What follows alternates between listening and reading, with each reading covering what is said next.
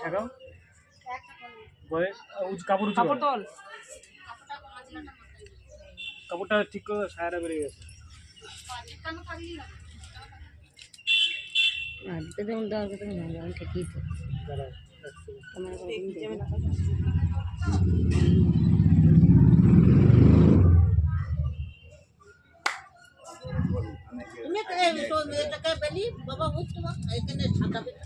এখানে কি করবে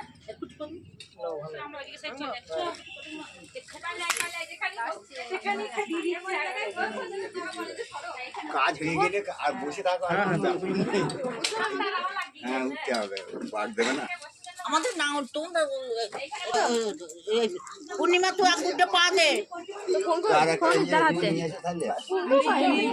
এটা তো নাই এটা তো আর ইয়ে হবে না এটা ভিড় তো দেওয়া যাবে না